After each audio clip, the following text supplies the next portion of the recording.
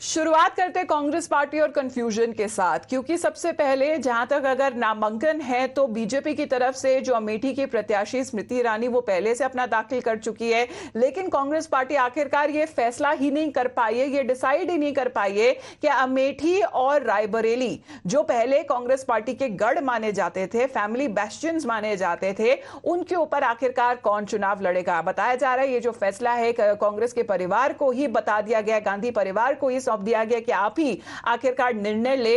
लेकिन राहुल गांधी ये कहते हुए नजर आए कि जब सीईसी की बैठक होगी तब उसमें फैसला लिया जाएगा कि आखिरकार वो अमेठी से चुनाव लड़ेंगे या नहीं। लेकिन खबर तो बहुत सारी आ रही है। अगर कांग्रेस पार्टी की बात की जाए तो शायद हो सकता है कि प्रियंका गांधी वाड्रा इतनी कन्विंस्ड ना हो कि वो चुनाव आखिरकार लड़ना चाहती है या नहीं। राहुल गांधी को फिलहाल मनाने में लगे हुए हैं कांग्रेस पार्टी के नेता कि अगर आपने वायनाड से चुनाव लड़ा है तो आप अमेठी से भी चुनाव लड़िए। लेकिन इसी कांग्रेस पार्टी की कंफ्यूजन जिस तरह से बढ़ती हुई नजर आ रही है, बीजेपी का अलग ही अपना टेक है।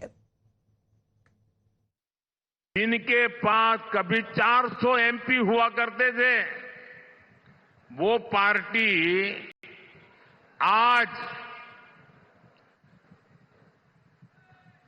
250 पौने 300 लोगों को चुनाव नहीं लड़ा पा रही है। अगर सरकार बनानी हो तो 272 तो सीट चाहिए भाई। वो इतनी लड़ा नहीं रहे तो सरकार बनेगी कैसे, जीतेंगे कैसे। और इसलिए जो सरकार बनाने के लिए लड़ ही नहीं रहे हैं तो उनके लिए आपका वोट बर्बाद करने की जरूरत क्या है।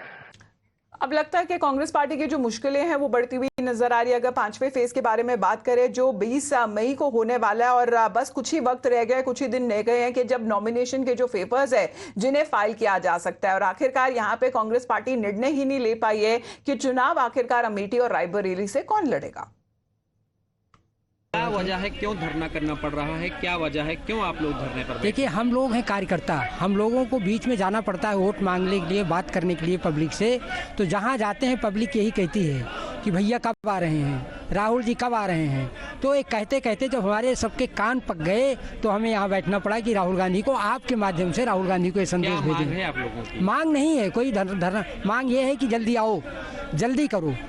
अब अंदर की खबर के बारे में बात करें तो खबर यह भी आती हुई नजर आई कि प्रियंका गांधी चुनाव ही नहीं लड़ना चाहती है, ना रायबरेली से चुनाव लड़ना चाहती है, लोकसभा के चुनाव ही नहीं लड़ना चाहती है। अब कयास ये लगाए जा रहे हैं कि उनकी तरफ से कहा जा रहा है कि सभी अगर परिवारजन सांसद बन जाए तो बीजेपी को यह मौका मिल जाएगा कि परिवारवाद का जो सवाल है वो उनके खिलाफ उठाया जा सके। वहीं पर अगर अमित शाह की बात की जाए और बीजेपी की तरफ से किस तरीके का जो पॉइंट ऑफ व्यू है वो देखा जा रहा है, यह कहा जा रहा है कि कांग्रेस पार्टी का जो कॉन्फिडेंस है वो पूरी तरह से अब खत्म हो चुका है।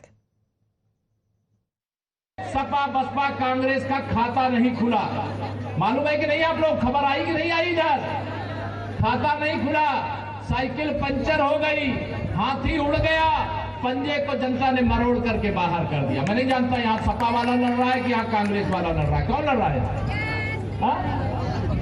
कांग्रेस। ये खाते में आई, कांग्रेस के खाते में सीट आई है। लेकिन कांग्रेस तो सपा बसपा कांग्रेस तीनों आईसीयू में पड़ी हुई है। इनको कोई ऑक्सीजन देगा क्या? जोर से बताओ, देगा क्या कोई ऑक्सीजन?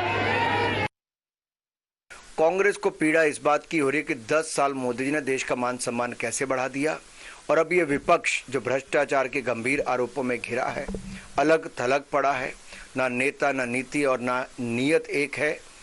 उनको अब डर सता रहा है कि हार कैसे होगी तो उससे बचा कैसे जाए।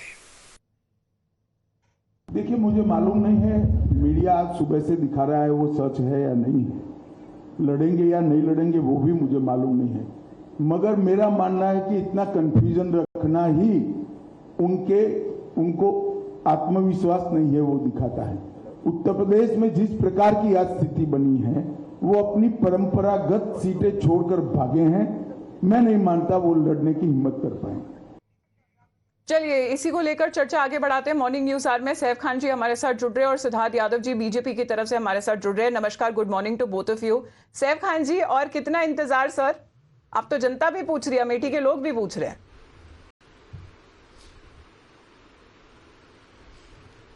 ठीक है, बहुत जल्दी ही इलेक्शन कमेटी जो है हमारी, जो सेंट्रल इलेक्शन कमेटी जो है, विद इन 48 आवर्स जो है, they'll be both the seats will be out. Sir 48 hours ही बचे हैं नामांकन अगर फाइल करने के लिए। अब ये लास्ट मिनट होगा अगर नॉमिनेशन में अगर भागते हुए आएंगे राहुल गांधी? बिल्कुल लास्ट मिनट है। एब्सोल्युटली, बिल्कुल। तो फिर कैंपेन करने का वक्त कब मिलेगा सर? है क्या कि अगर निर्णय ही नहीं ले पाए कि आखिरकार इस सीटों से चुनाव कौन लड़ेगा, तो कैंपेन करने का वक्त कब मिलेगा? देखिए, बिल्कुल आपकी बात जो है ठीक है कि कैंपेन करने का वक्त जो है कब मिलेगा, बट राहुल गांधी जी जिनकी डिमांड हो रही है अमेठी से, जिसके लिए जो आप ये आज जो वहाँ के लोकल कार्यकर्ता हैं, जो स्टेट ने रिक्वेस्ट की थी इलेक्शन कमेटी से हमारी कि जो है राहुल गांधी जी जो है वो अमेठी से लड़ने चाहिए, तो लगातार कोशिश उत्तर प्रदेश और हम भी यही एज ए कार्यकर्ता जितने भी ये चाहते हैं कि जो है लेकिन राहुल गांधी और प्रियंका गांधी की जो रिलक्टेंस है ना सर, वो भी सामने आते हुए नजर आ रही है। अगर चुनाव लड़ना होता ना तो पहले से ही अनाउंस कर देते ना।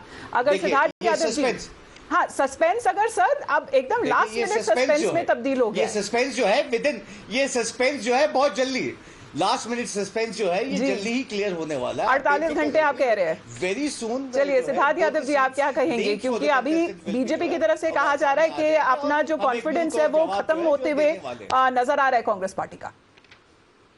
देखिए, जो ग्रैंड ओल्ड पार्टी अपने आप को कहती थी और जो पार्टी जिसने लगभग 60 साल तक अमेठी, रायबरेली जैसी सीटों पर राज किया, जिनकी पता नहीं कितनी पीढ़ियां वहां पर जाकर के चुनाव लड़ती थी पर कभी विकास की सुध नहीं ली, आज वो इस हालत पे उतर आई कि घंटे बचे हैं, देयर आर 48 आवर्स लेफ्ट, और वो ये नहीं डिसाइड कर पा रहे कि हम वहां जाकर के चुनाव लड़े या नहीं लड़े।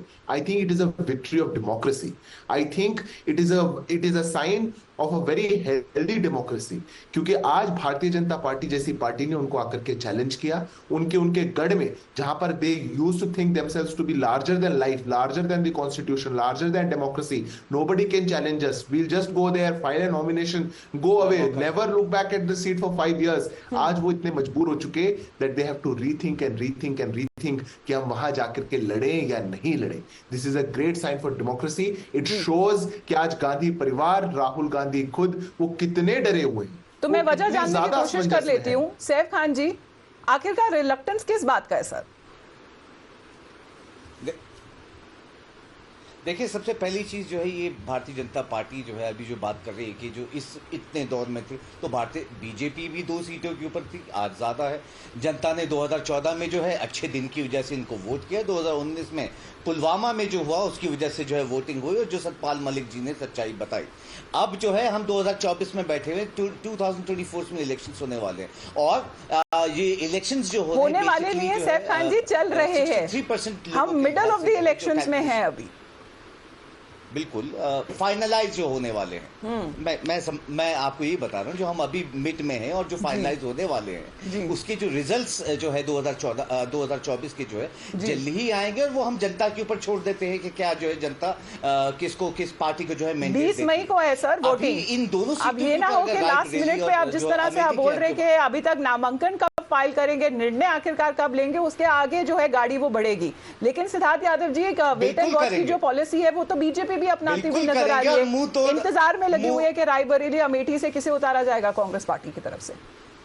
नहीं, हमें तो बिल्कुल वॉच करना पड़ेगा। आप देखिए, आप समझ सकते हैं कि हमने अमेठी में अपना, आप ये देख सकते हैं हमने अमेठी में अपना कैंडिडेट उतारा, और ऐसा ही नहीं उतारा, इनको खदेड़ के वहां से 2019 में भगा दिया, बाहर भगा दिया।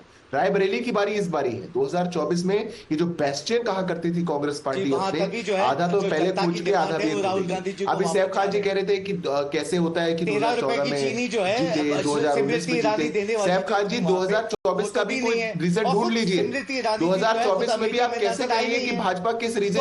सैफ जी, फिर यही सवाल उठा ना कि अगर आप ये सारे सवाल उठा रहे हैं कि अगर आपको लगता है कि अगर सरकार में बदलाव की आखिरकार जरूरत है तो मैदान में उतरना चाहिए फिर राहुल गांधी को। इतना सोच विचार करने की आखिरकार क्या जरूरत है? बिल्कुल उतर।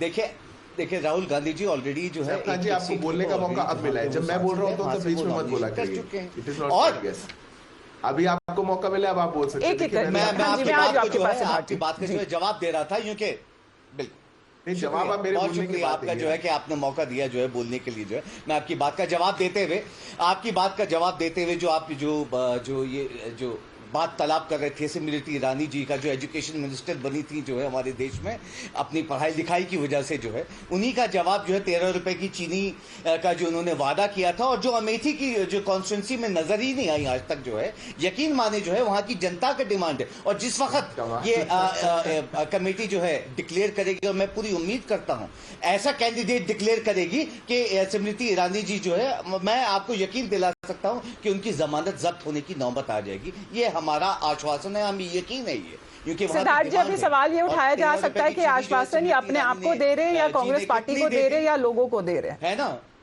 खुद को देखिए, मैं तो इतना ही कहूंगा। अब सैफ जी सुन लीजिएगा, खुद का दिल बहलाने को गालिब के ख्याल अच्छा है। अब ये चाहते हैं कि अपनी आंखों पे पट्टी बांध के बैठे रहे, स्मृति जी का तो नॉमिनेशन का भी जमानत जब्त हो जाएगा। अरे खदेड़ के भेजा था पिछली बार सैफ खान जी राहुल गांधी को, योर ग्रेटेस्ट लीडर, वो जिसके पीछे आप लोग, जिनका सुबह शाम जाप करते हैं, जिनके नाम पर भरोसे पर आप चुनाव में जाना चाह रहे हैं, उनको उनके गढ़ की सीट से हरा दिया था। And you have the audacity कि आप यहाँ पर बैठ करके बोले नॉमिनेशन कैंसिल हो जाएगा, उन्होंने घर नहीं बनाया। अरे आपने 60 साल में कभी मुड़ करके नहीं देखा कि कौन होती है अमेठी और कौन होता है रायबरेली, और जो 5 साल से लगातार वहां पर जनता के बीच में अपना काम कर रहे हैं, जो जनता के बीच में अपनी जगह नहीं उनके दिलों में अपनी जगह बना चुके हैं, उन पर प्रश्न उठाना चाहते हैं। कमाल है सैफ खान साहब। अजय, सैफ खान जी, एक सवाल ये भी उठ रहा है क्योंकि अभी फिलहाल कॉन्फर्मेशन नहीं आई और उसका सबको इंतजार है। एक मुझे एक बार सवाल पूछने दीजिए, क्योंकि फिलहाल अटकलें लगाई जा रही हैं कि प्रियंका गांधी वाड्रा चुनाव ही नहीं लड़ना चाहती, रायबरेली छोड़कर, अमेठी छोड़कर वो चुनाव ही नहीं लड़ना चाहती। उनकी तरफ से आखिरकार ये कहा जा रहा है कि अगर सभी परिवारजन सांसद बन जाएंगे तो परिवारवाद का जो आरोप है वो बीजेपी उन पर दोबारा लगाएगी। राहुल गांधी के लिए ये बताया जा रहा है कि अगर वो अमेठी और वायनाड दोनों जगह से चुनाव जीत जाएंगे तो उनके लिए चुनना आखिरकार बहुत मुश्किल हो जाएगा कि वायनाड को चुने या अमेठी को चुने। देखिए जाहिर सी बात है, ऐसे तो मोदी जी के साथ में भी चैलेंज आए थे कि कहां से चुने।